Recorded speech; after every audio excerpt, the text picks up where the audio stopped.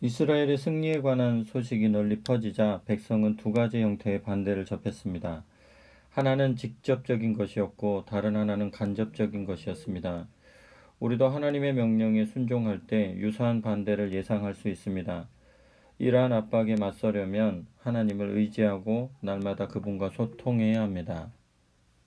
하나님이 우리에게 직접적인 또 간접적인 압박을 견딜 힘을 주시고 속임수를 간파할 지혜를 주실 것입니다. 여호수아 9장. 요단강 서편의 산지와 작은 언덕과 레바논 북쪽의 지중해 연안에 살고 있는 헷사람, 아모리 사람, 가나안 사람, 브리스 사람, 히위 사람, 기르가스 사람, 여부수 사람의 왕이 그 소식을 들었습니다. 그들은 함께 모여 한 지휘부 아래 여호수아와 이스라엘에 맞서 싸우기로 동맹을 맺었습니다. 기브온 사람들은 여호수아가 여리고와 아이에 행한 일을 듣고 계략을 꾸몄습니다.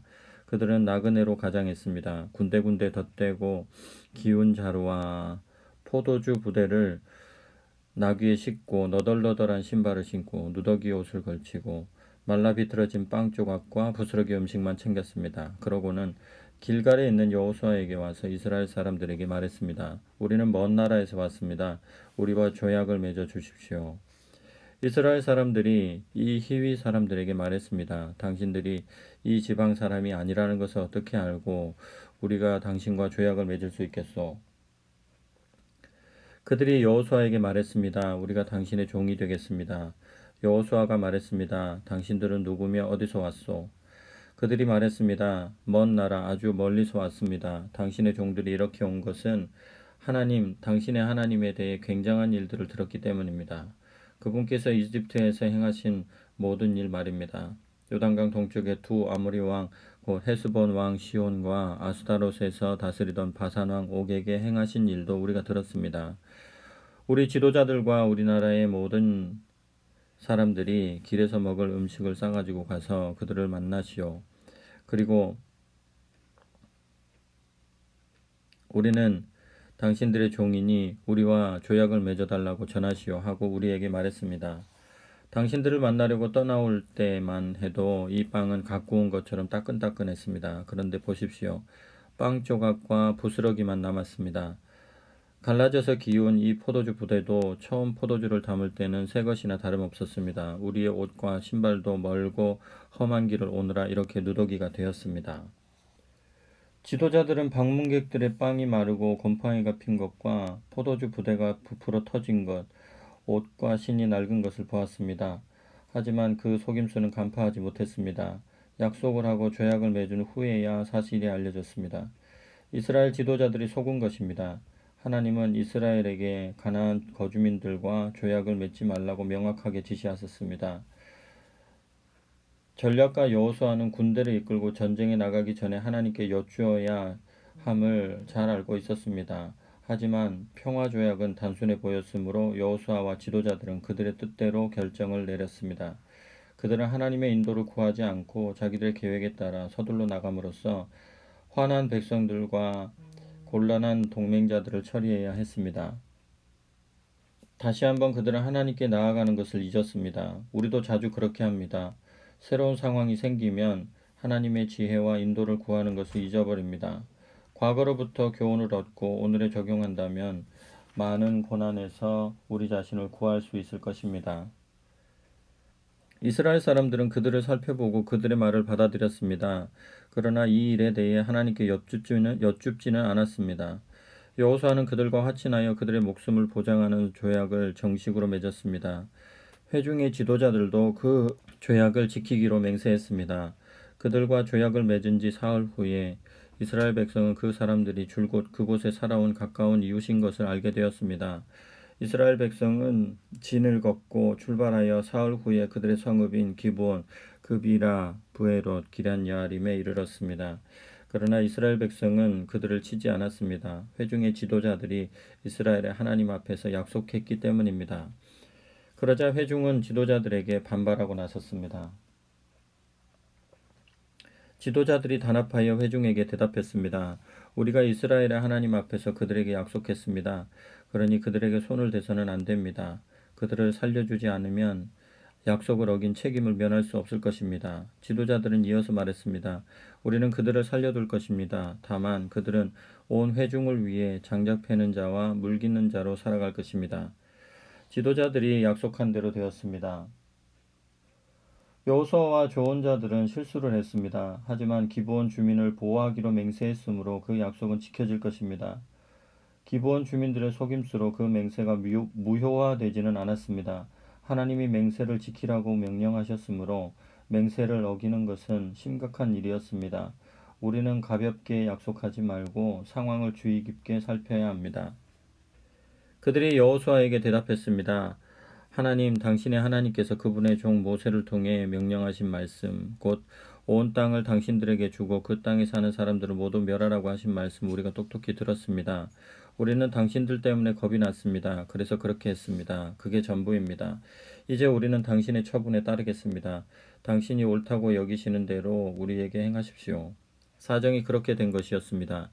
여호수아는 이스라엘 백성이 그들을 죽이지 못하도록 보호했습니다.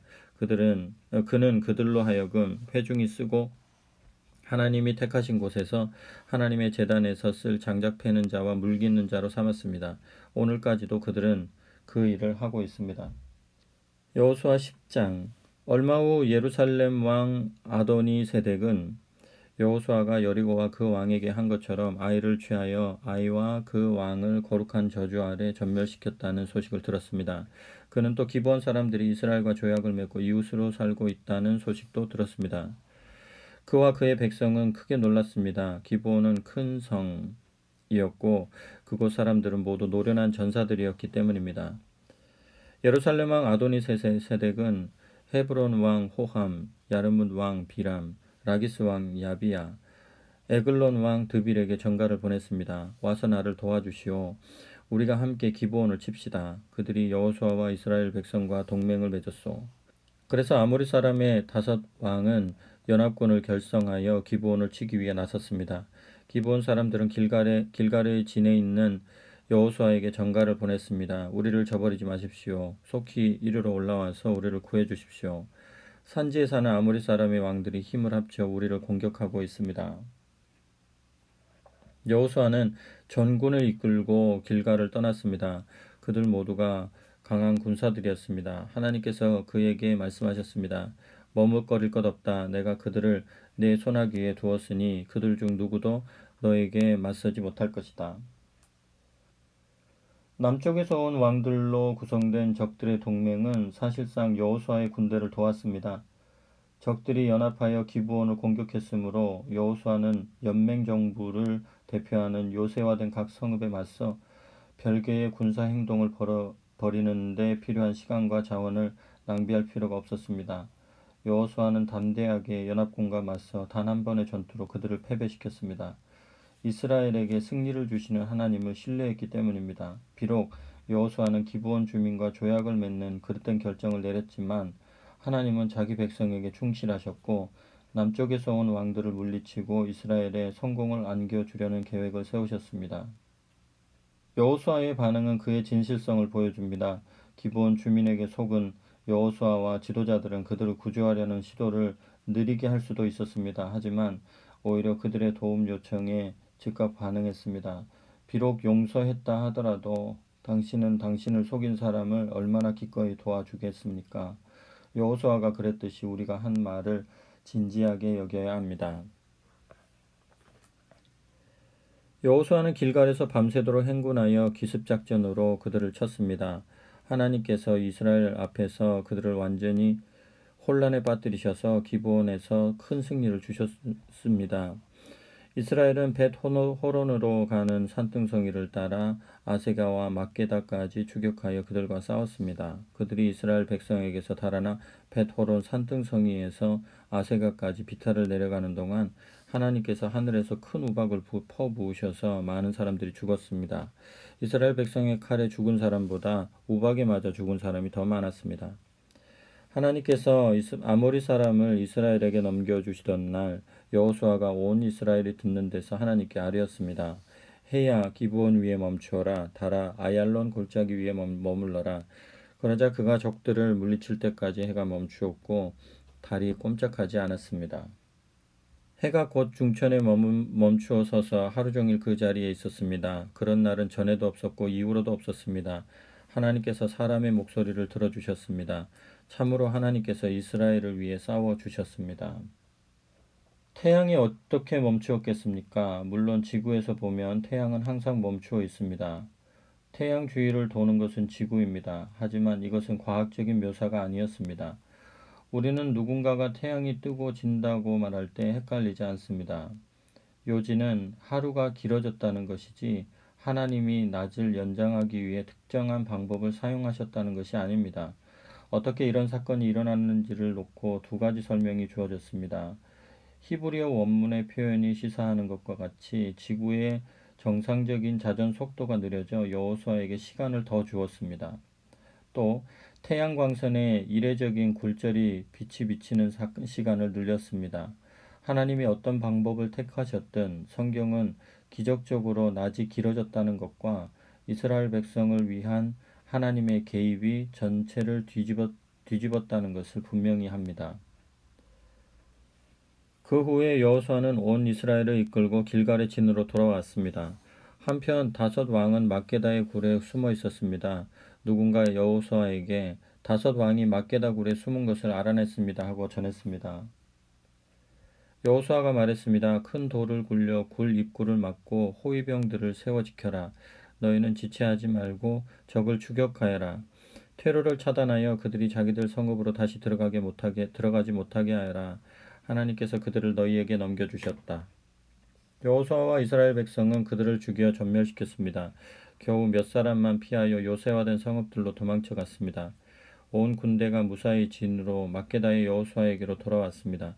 그날 이스라엘 백성 가운데서 어떤 비판의 소리도 들리지 않았습니다. 그때 여호수아가 말했습니다. 굴 입구를 열고 다섯 왕을 내게로 데려오너라. 그들은 명령대로 했습니다. 다섯 왕, 곧 예루살렘 왕, 헤브론 왕, 야르뭇 왕, 라기스 왕, 에글론 왕을 굴에서 끌어내어 그에게 데려왔습니다. 그들이 다섯 왕을 모두 여호수아 앞에 두자 여호수아는 군대를 소집하여 자기와 함께했던 야전 사령관들에게 말했습니다. 이리 나와서 이 왕들의 목을 발로 밟으시오. 그들이 다가가서 왕들의 목을 밟았습니다. 포로의 목을 발로 밟는 것은 고대 근동에서 군인들의 흔한 관례였습니다. 이는 승리자가 포로들을 지배하는 것을 상징했습니다. 이 교만한 왕들은 자신들의 힘을 자랑했습니다. 하지만 이제 온 이스라엘은 하나님이 지상의 어떤 군대보다 우위에 계심을 깨닫게 되었습니다. 여호수아가 그들에게 말했습니다. 저주하거나 겁내지 말고 힘을 내시오. 담대하시오. 여러분이 싸우러 나갈 때마다 하나님께서 여러분의 모든 적들에게 이렇게 하실 것입니다. 이스라엘은 하나님의 도우심으로 아모리 족속 다섯 군대와의 전투에서 승리했습니다. 이와 같은 승리는 하나님이 그분의 백성과 함께 행하시는 매일의 일 가운데 하나였습니다. 여호수아는 자기 군대에게 두려워하지 말라고 독려했습니다. 하나님이 그들에게도 모든 대적을 이기는 동일한 승리를 주실 것이기 때문입니다. 여호수아에게 능력을 주셨고 과거에 우리를 인도하셨던 그 하나님이 우리의 현재와 미래의 필요 앞에서도 우리를 도우실 것입니다. 과거에 하나님이 도우셨던 일들을 기억한다면 앞에 놓인 싸움을 바라보며 소망을 갖게 될 것입니다. 그러고 나서 여호수아는 왕들을 쳐 죽였습니다. 그는 5개의 나무에 그들을 매달아 저녁 때까지 두었습니다. 해가 지자 여호수아가 명령을 내렸습니다. 사람들은 그들을 나무에서 내려 그들이 숨었던 굴 속에 던지고 굴 입구를 큰 돌로 막았습니다. 그곳은 오늘까지 그대로 남아 있습니다. 그날 여호수아는 막게다를 점령했는데 왕까지 죽이는 큰 살육이었습니다. 그가 거룩한 저주를 행하니 살아남은 자가 하나도 없었습니다. 막게다 왕도 여리고 왕이 당한 것과 똑같이 당했습니다. 여호수아는 온 이스라엘과 함께 막게다에서 림나로 이동하여 림나와 싸웠습니다. 하나님께서 림나를 이스라엘에게 넘겨주셨습니다. 그들은 그 성읍과 왕을 점령하고 모두 진멸했습니다. 살아남은 자가 하나도 없었습니다. 림나 왕도 여리고 왕이 당한 것과 똑같이 당했습니다. 여호수아는 온 이스라엘과 함께 림나에서 라기스로 이동했습니다. 그는 근처에 진을 치고 공격했습니다. 하나님께서 라기스를 이스라엘에게 넘겨주셨습니다. 이스라엘은 이틀 만에 그곳을 점령하고 사람들을 모두 죽였습니다. 그는 림나에서 한 것과 똑같이 거룩한 저주를 행했습니다. 10장 32절 이스라엘 자손의 모든 승리에 대해 하나님께 영광을 돌리는 것을 주목해야 합니다. 이스라엘의 모든 승리는 하나님께로부터 왔습니다. 우리는 성공할 때 마치 자신의 힘으로 혼자 승리한 양 모든 찬사와 영광을 차지하려는 유혹을 받을 수 있습니다. 그러나 사실은 하나님이 우리에게 승리를 주시고 그분만이 우리를 적에게서 구원하십니다. 하나님의 선하심에 대해 그분께 영광을 돌리고 찬양을 드려야 하겠습니다. 게셀왕 호람이 라기스를 도우려고 왔습니다. 여호수아는 그와 그의 군대를 쳐서 한 사람도 남기지 않았습니다. 살아남은 자가 하나도 없었습니다. 여호수아는 온 이스라엘과 함께 라기스에서 에글론으로 이동하여 그곳에 진을 치고 공격했습니다. 그들은 그곳을 점령하고 모든 사람을 죽여서 라기스에서 한 것과 똑같이 거룩한 저주를 행했습니다. 여호수아는 온 이스라엘과 함께 에글론에서 헤브론으로 올라갔습니다. 그는 그곳을 공격하여 점령했습니다. 온 이스라엘의 왕과 마을과 백성을 치고 모든 사람을 죽였습니다. 에글론과 마찬가지로 살아남은 자가 하나도 없었습니다. 그 성읍과 백성에게 거룩한 저주를 행했습니다. 그 후에 여호수아는 온 이스라엘과 함께 드빌 쪽으로 돌아서 그곳을 공격했습니다. 그는 그 성읍과 왕과 마을들을 점령했습니다. 모든 사람을 죽였습니다. 모든 사람과 모든 것을 거룩한 저주 아래 두었습니다. 살아남은 자가 하나도 없었습니다. 드빌과 그 왕도 헤브론과 그 왕과 림나와 그 왕이 당한 것과 똑같이 당했습니다. 여호수아는 산지, 사막, 작은 언덕, 산비탈 등 온 땅을 차지하고 그 땅의 모든 왕을 취했습니다. 그는 한 사람도 살려두지 않았습니다. 하나님, 이스라엘의 하나님께서 일찍이 명령하신 대로 숨쉬는 모든 것에 거룩한 저주를 행했습니다. 여호수아의 정복지는 가데스 바네아에서 가사까지, 고센 전역에서 기브온까지 이르렀습니다. 여호수아가 단번에 출정으로 이 모든 왕과 그들의 땅을 차지할 수 있었던 것은 하나님, 이스라엘의 하나님께서 이스라엘을 위해 싸우셨기 때문입니다. 그 후에 여호수아는 온 이스라엘과 함께 길갈의 진으로 돌아왔습니다. 40절에서 43절 말씀은 하나님께서 여호수아에게 하나님의 백성이 그곳을 차지하도록 주도권을 쥐고 죄의 땅을 멸하라고 명령하셨다는 내용입니다. 여호수아는 자신의 역할을 빈틈없이 해냈습니다. 군을 하나로 이끌어 거주민들을 약화시킨 것입니다.